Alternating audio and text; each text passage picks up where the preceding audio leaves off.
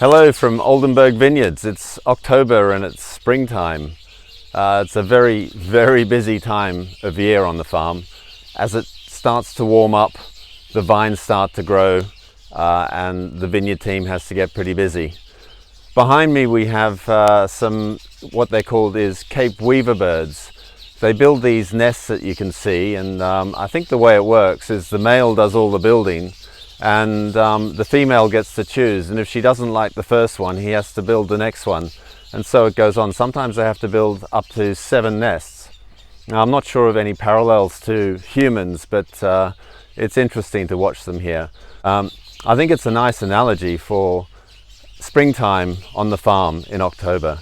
It's very busy. In fact, it's pretty hectic. What we're going to do is cruise around and have a look at what's going on.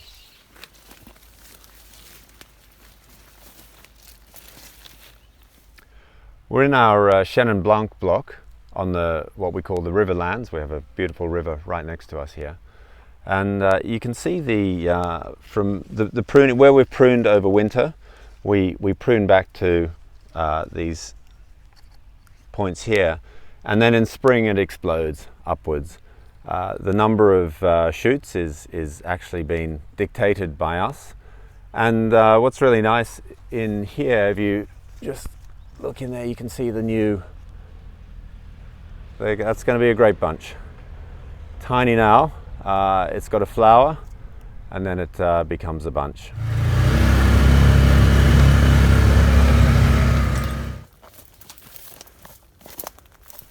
Here we are in the vineyards of Rondekop.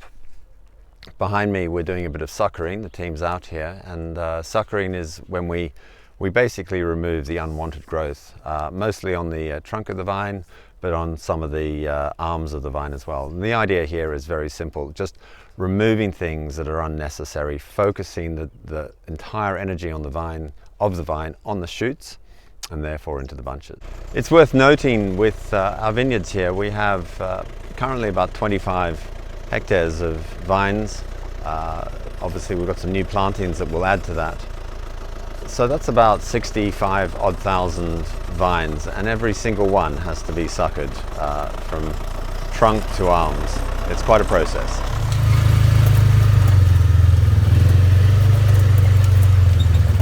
We call this block the cliplands, which means rocky lands.